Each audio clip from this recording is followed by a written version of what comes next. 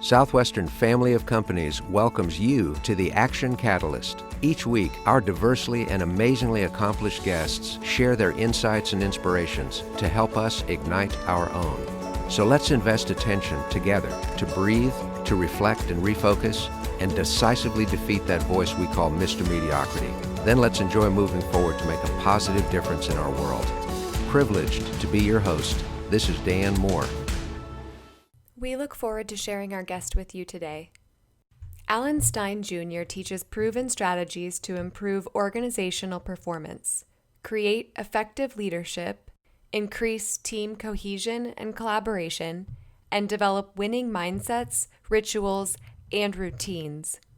A successful business owner and veteran basketball performance coach, he spent 15 years working with the highest performing athletes on the planet, including NBA superstars Kevin Durant, Stephen Curry, and Kobe Bryant. In his corporate keynote programs and workshops, Alan reveals how to utilize the same approaches in business that elite athletes use to perform at a world-class level. He delivers practical lessons that can be implemented immediately. The strategies from Alan's book, Raise Your Game, High Performance Secrets from the Best of the Best, are implemented by corporate teams and sports teams around the country. His inspirational words are featured on a 12-foot mural outside the Penn State Football Training Center so that players run past it on the way to practice every day. Enjoy this episode. Well, welcome to the Action Catalyst, everyone. So happy today to have Alan Stein Jr. as our guest. He brings experiences to what we're all dealing with because this is being recorded the day after the president announced an extension of another 30 days on all of our distancing and safety guidelines.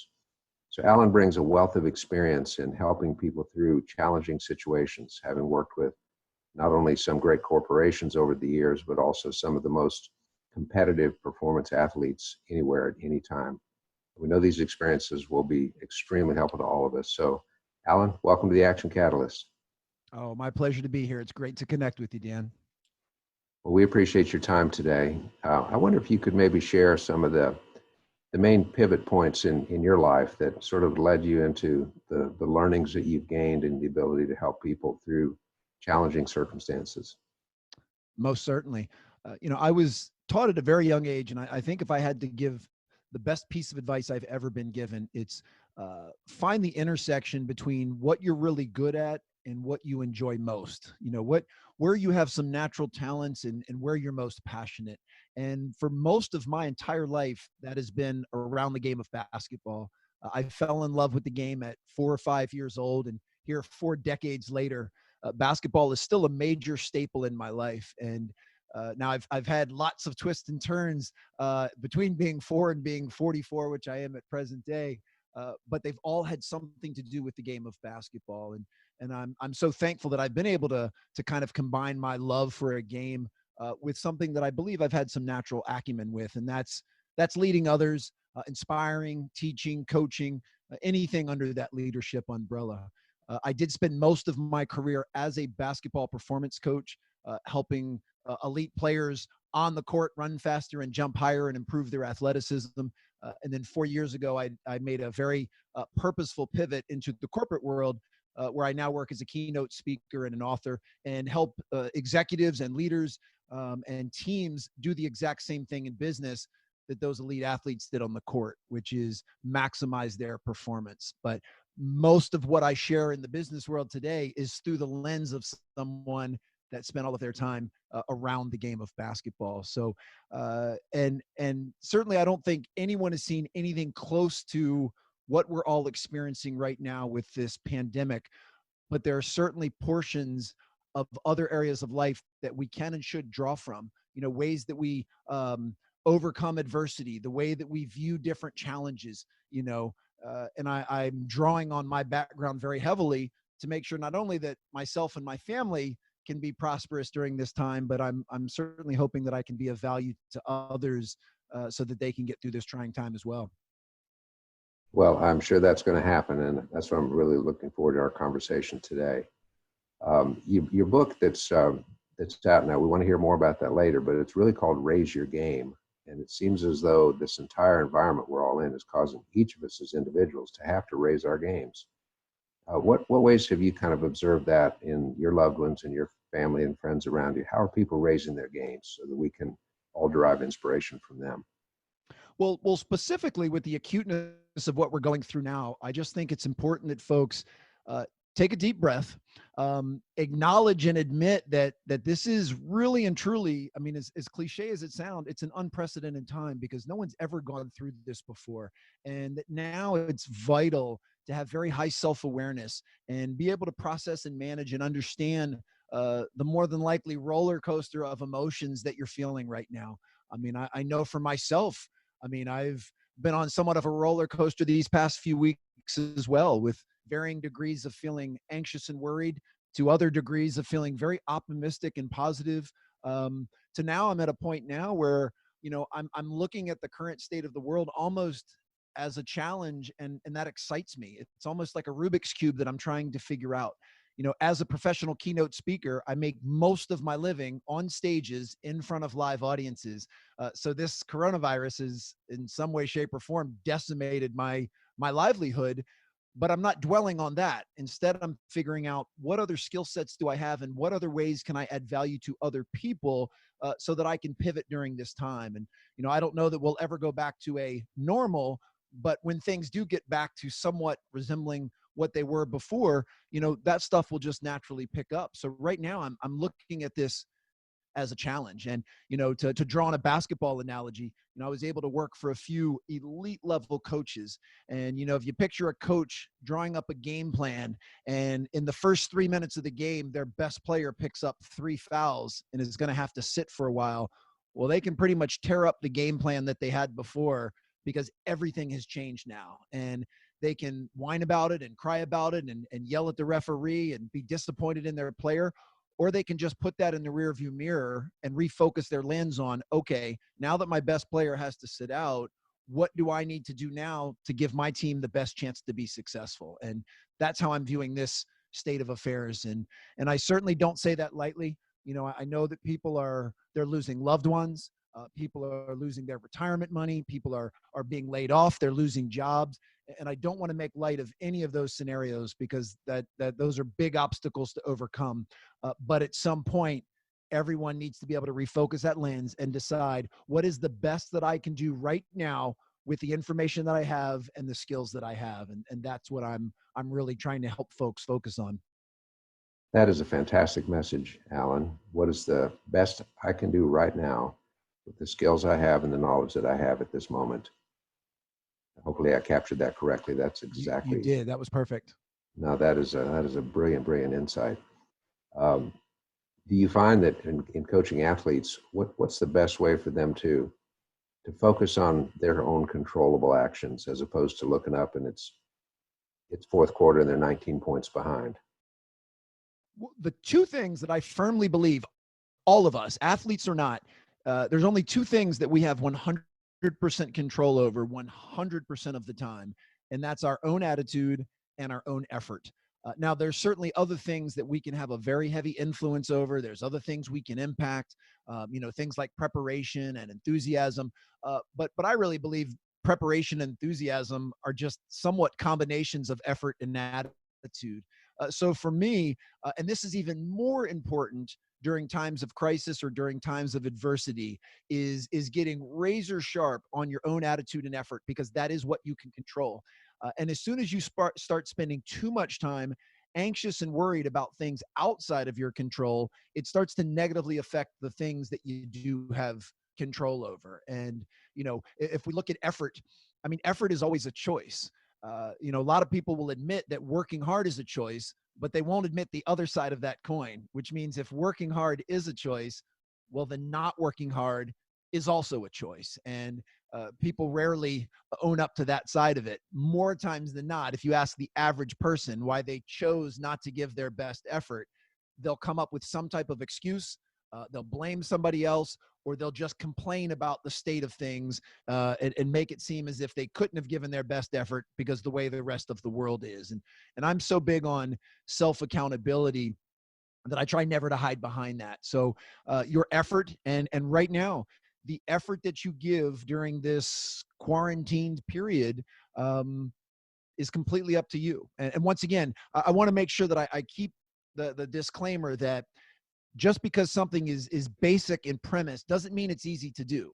I'm not saying that waking up every day after you've been laid off from your job and giving your best effort towards something is easy to do, because it's not. But it is basic and it is in your control. And the sooner you're willing to own that, the better off your future will be. And then on the attitude side, I mean, this one is so true. I mean, I have 3 young children. I have twin sons that are 10 years old, and I have a daughter that will be 8 in June. And as probably most parents have said to their children at some time, you know, you don't control what happens to you, but you control how you respond or you react. Well, that's medicine all of us need to be taking right now, given that we have very little control over this pandemic and this crisis. I mean, really, the only control we have is guarding our own yard and making sure that we're staying in and social distancing and being responsible and doing our part. But outside of that, we have no control. And we need to make sure that we're responding no matter what the government says, no matter what society says, no matter what your friend says on Facebook, that you're reacting and you're responding in the most positive way possible that's going to move you forward.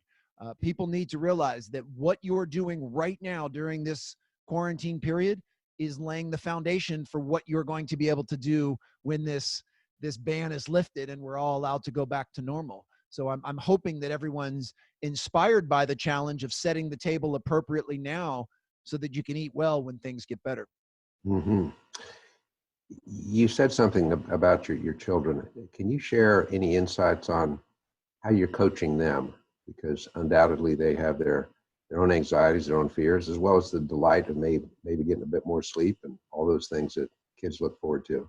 Absolutely. So well said. You know, I'm a big believer as a father, you know, modeling the behavior that you want to see in your children is most important. You know, I can tell my children till I'm blue in the face that it's important to be respectful of others. But then if they see me disrespecting a waiter or somebody at the valet, they're going to believe and do what I do, not what I say. So a lot of this has to do with me trying to live out and model the behavior that I'm sharing with you and your audience right now. You know, I'm 44 years old. And when I look back, I mean, really, there have been plenty of ups and downs, but I've really only lived through one other major crisis, and that would be 9/11. I know folks much older than me have lived through some others, but for me, 9/11 was a very pivotal moment. And here, almost 20 years later, I do believe that while they're completely different circumstances, this is certainly rivaling 9/11 as far as the impact it's having on the world. So that means, give or take, right now I'm on average for going through a crisis once every 20 years. Well, I'm 44 years old, so assuming I'm going to be on the planet for another 40 to 50 years, I'm probably going to have another couple of crises to go through at some point, and my children certainly will. So I want to make sure that I'm modeling the best behavior for them now, so that when they're older and they go through whatever their 9/11 is or their coronavirus, that they're prepared to handle it with the mindset and the perspective that I'm handling this now. So I talk very openly with them. You know, I let them know when I am a little anxious or worried about something. You know, I let them know that when I immediately saw most of my speaking calendar decimated within a 48-hour period, that was certainly some cause for some concern, but that I was going to view that as a challenge, and I was going to enjoy the process of figuring out, okay, my main source of income has now been postponed. What can I do in the meantime? And most importantly, and I do believe this with every ounce of my being, during times of adversity, it's most important to try to serve others and to be grateful for the things that you have. You know, I know that during this pandemic, there's a lot of people that have it a lot worse than I have it right now. And I should be very grateful for my health and my children's health, that I am able to do some work virtually and earn some income. You know, so I want to be thankful for those things. And I want to be all about service. You know, I want to help people when things are down. It's easy to help people when things are going great. You know, when the economy's booming and I'm doing tons of speaking engagements, that's easy to help people then. But if I'm really worth my salt, I'm going to help people when things are down. And I want them to see that. And those are principles that I base my life on. So I just want to model it for them. But we've had some really connected, open conversations. I choose as a parenting philosophy, I don't really talk to my children as if they're, 8 and 10 years old. I talk to them as if they are the young adults that they're going to grow up to be. Now, that is within reason. I'm certainly not sharing certain things that might heighten their anxiety or fear or keep them up at night, but I'm very honest with them about what's going on in the world, because I don't want to hide anything from them. I want them to see how I've approached this challenge and this crisis, because then I want them to be able to do that whenever they have to face their own. Wow, that is so powerful. In teaching sales leaders, we often say that the people that you're leading will do about half of what they see you do right and twice as much of what they see you do wrong. And I think you're talking about that with parenting as well. So true. Well said. I think that's fantastic. Um, we could all use some inspiration. Evidently, there is a quotation by you that the players of one of our biggest, most powerful athletic programs pass each day as they're on the way to the practice field. Could you share the quotation at Penn State? Sure. So it's are the habits you have today on par for the dreams you have for tomorrow? And as someone that's been consuming self-development content for most of my life, I'm sure that there have been some other people much more accomplished than myself that have said something very similar. Very fortunate that's up at Penn State, which was just really cool when I had found that out. So and I had an opportunity to speak to their team this past August. So it really kind of connected the dots and made things full circle. And what a tremendous program that is. So it's a real honor to have that up on their wall. Well, they borrowed Coach Franklin from our Vanderbilt team here locally. So yes, they sure did. Yeah, that's amazing. So say the quote one more time, please, Alan. Are the habits you have today on par for the dreams you have for tomorrow? Are the habits you have today on par for the dreams you have for tomorrow? There's so many good things in that. It's the embodiment of preparation. It's the embodiment of optimism. It's the embodiment of purpose today for fulfillment tomorrow. It's about delayed gratification. It's about doing the right things today, even when we don't know how they're going to play out tomorrow. There's a lot in that quote. It's brilliant. And here's how I've adopted that to my own life right now. So as I mentioned previously, I'm 44 years old, and I have this loose vision of the man that I want to become 20 years from now. So who do I want the 64-year-old Alan to be? Well, without getting into too much detail, I want to be someone that is mentally, emotionally, and physically fit when I'm 64. I want to be someone that has a deep and strong connection with my children and my family. I want to be someone that at that time is doing what I believe to be meaningful and purposeful work that serves other people. So that's kind of the loose vision of who I want to be in 20 years. And now every decision that I make in my life, I run through this binary filter of, will saying yes to this take me closer to being that man, or will it make me go further away? Is doing this thing going to take me closer to being that guy I want to be in 20 years, or is it going to actually move me in the other direction? And I'm certainly far from perfect. All human beings, we're all fallible. But my goal is to make sure that most of the decisions that I make most days are in alignment with that person that I want to be. And I'm very confident that if most of the decisions I make most days are in alignment, then that's who I'll become. Certainly I don't control what could happen to me. So if I don't live to 64, then I guess that's irrelevant. But assuming I do, then that's the person I'm going to be, because I'm making decisions today that are in alignment with that. And that alignment between belief and behavior is so important. And lots of not only individuals, but organizations don't have that alignment. You see their mission statement and their vision. It's on their trifold brochure. It's on their website. Some even have an emblazoned golden plaque behind the front desk of their mission and vision.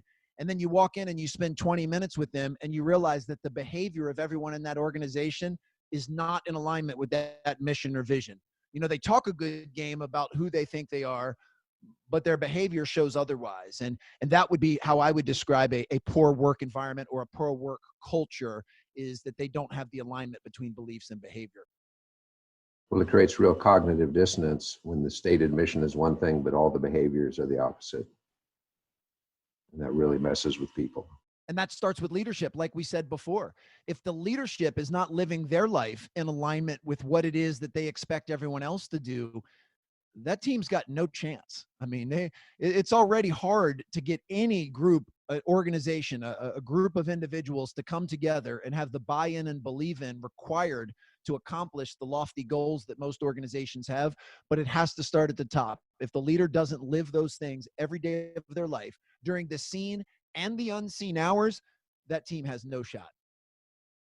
And a crisis like we're all dealing with right now goes a long way towards stripping away facades and revealing who we truly are. Sure does. Well, I think it's amazing. Now, you used a phrase a few moments ago that may have just slipped by because it almost slipped by me. You said when you realized that the major source of your income had been postponed. Well, that word postponement is full of optimism.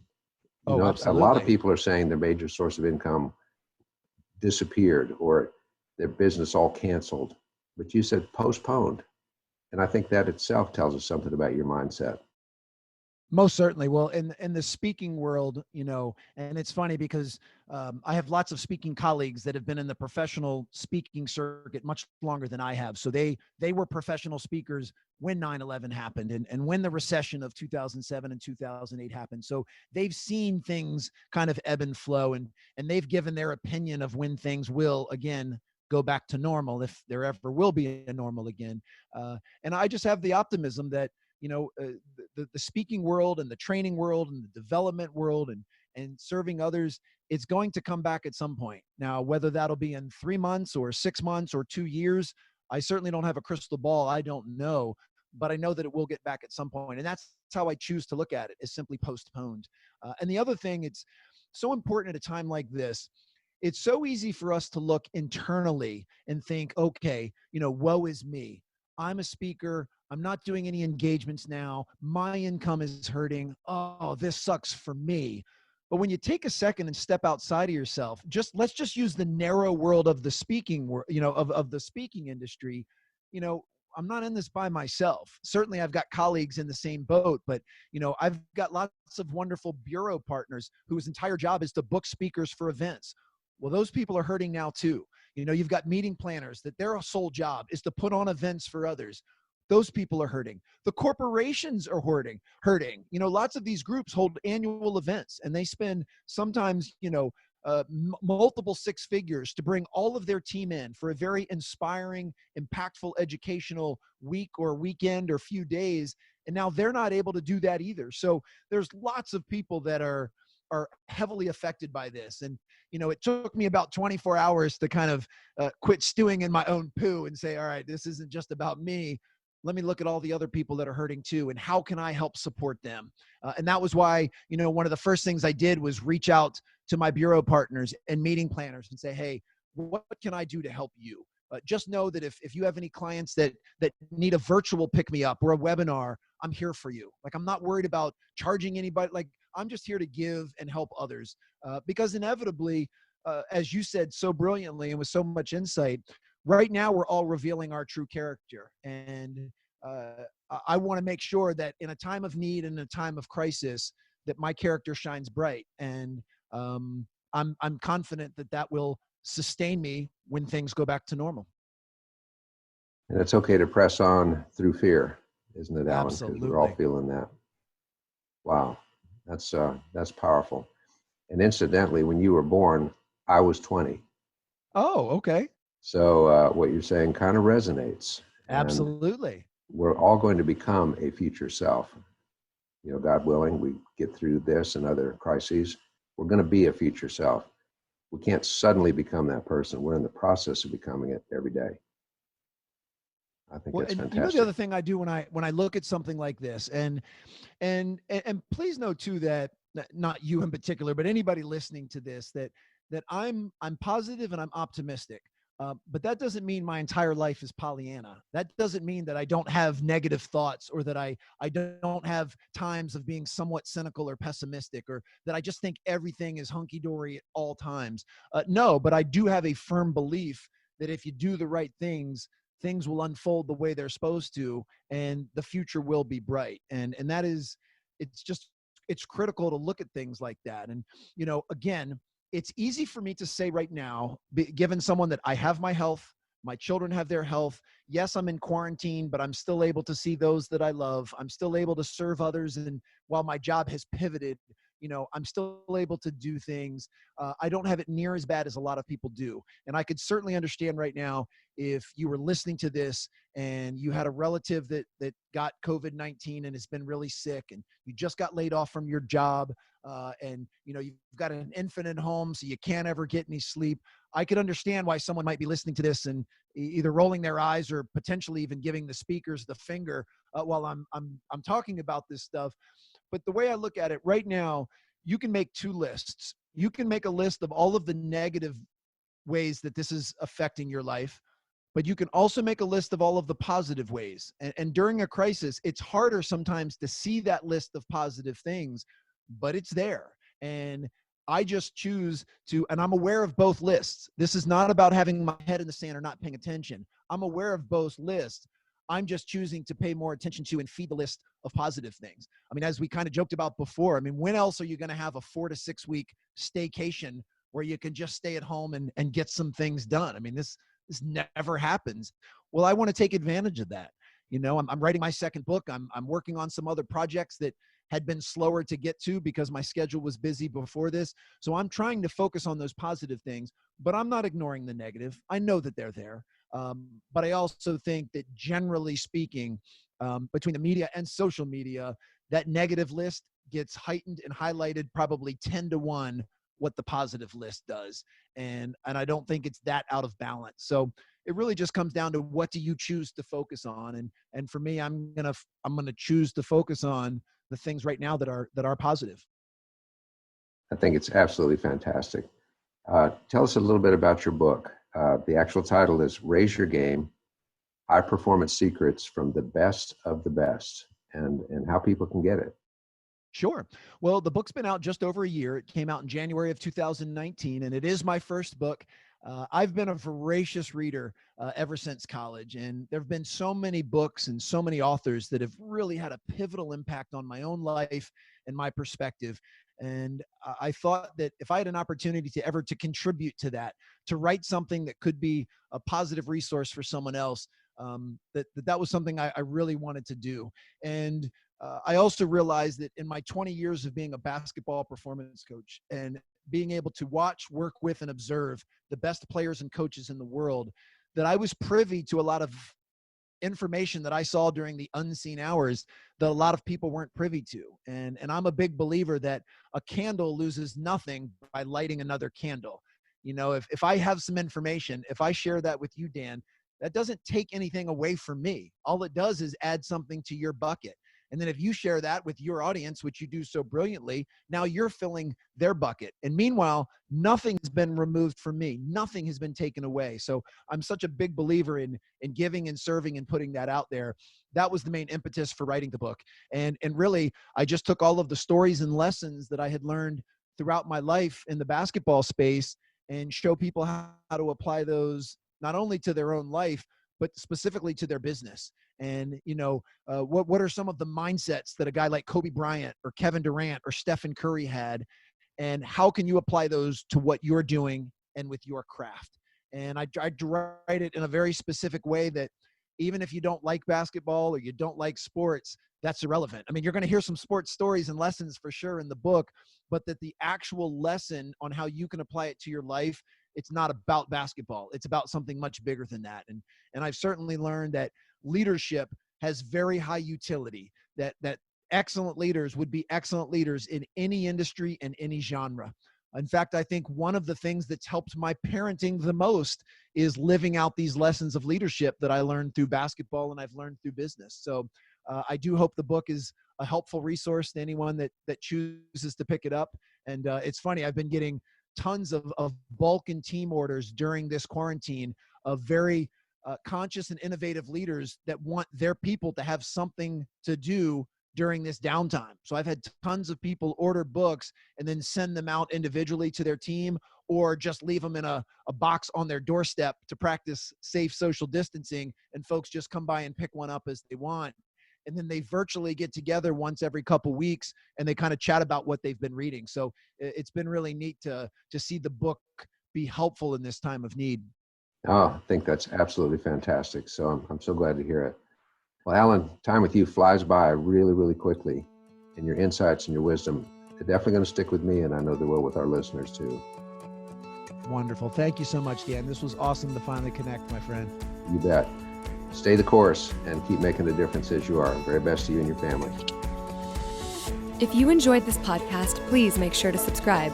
To stay updated on everything that the Action Catalyst is up to, make sure to follow us on Facebook and Instagram at Action Catalyst and Twitter at Catalyst_Action. Thanks for listening.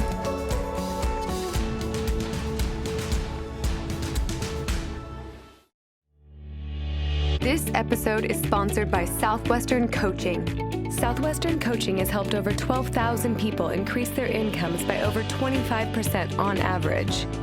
As a successful salesperson, you know the importance of increasing your sales, but sometimes you might just need a little extra push and accountability to meet your goals and grow your business. Southwestern Coaching will help you increase your income through one-on-one sales and leadership coaching tailored specifically to your needs. Together, we will elevate sales. To schedule your free one-on-one business action planning session with a Southwestern coach, go to www.southwesternconsulting.com/action catalyst.